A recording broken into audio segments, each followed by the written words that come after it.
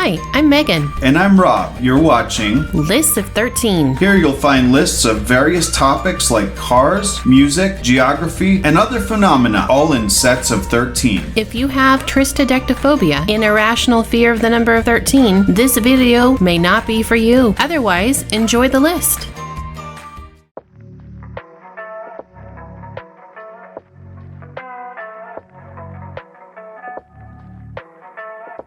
We're doing a series about one of my favorite shows. So without further ado, live from New York. Excuse me. We're not live, and we're in Missouri. Oh, right. Got a little bit excited there. Either way, this video is part of a series about Saturday Night Live actors. By the way, it's one of my favorite shows too. So, enjoy the list. Today's SNL character is an oldie but a goodie, and unfortunately, another person who has gone far too soon. Today we bring you 13 facts about Norm MacDonald that you probably didn't know. Or so the Germans would have us believe. If you didn't get that reference, Norm MacDonald said it a lot on Weekend Update on Saturday Night Live. Without further ado, Norm MacDonald. Number 1. Norm began his career performing stand-up at clubs and got a chance to perform at Just for Laughs Comedy Festival in Montreal. Realizing he needed a bigger platform to get the career he desired, he shifted to Los Angeles. Seems to be where a lot of the funny comedians go. Number 2.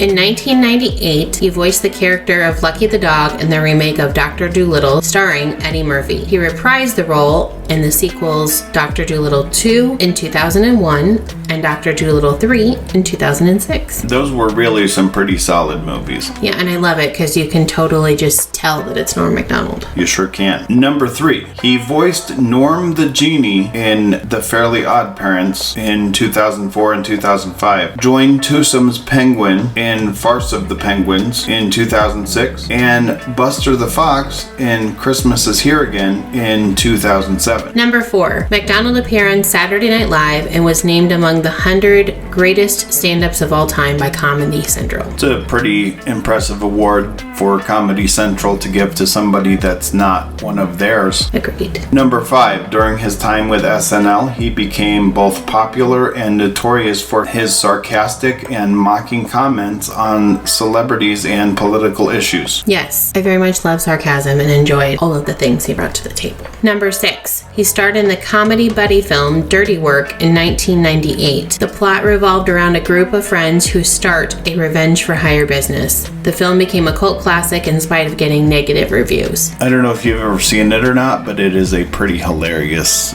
film. Agreed. Also, I have a tendency to believe that most comedies don't generally get good reviews, so that's not surprising. Number 7. He was the son of a Scottish-Canadian father and was raised in Ottawa, Canada. His father served with the Canadian Army during World War II. He was Canadian, eh?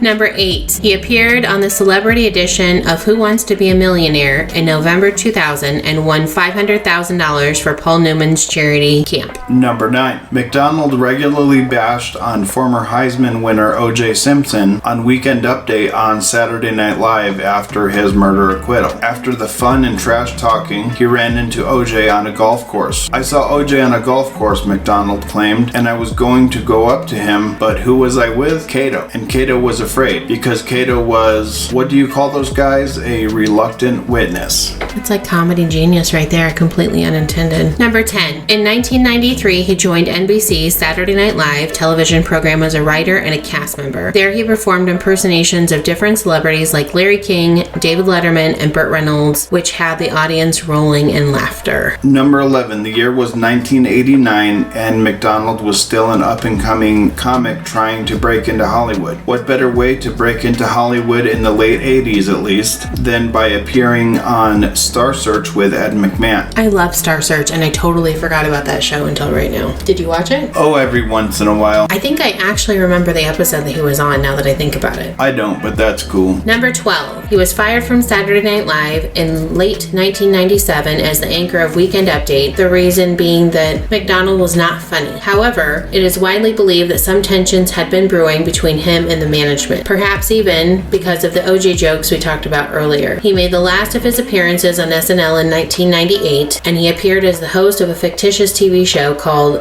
Who's More Grizzled, and asked questions to the host and the guest, played by Garth Brooks and Robert Duvall. I remember the next week him not coming on and being a little bit surprised, and then being quite sad finding out that he actually was fired from the show. And number 13, Norm MacDonald sadly passed away September 14th, 2021, after a 9-year battle with cancer. The battle was private and the type of cancer was never disclosed. I remember being shocked when he passed away because I didn't realize that he had been ill for such a long period of time. We hope you enjoyed this list about Norm MacDonald. Maybe you learned something like I did. Tell us your favorite fact in the comments, or again, perhaps your favorite Norm MacDonald skit from SNL.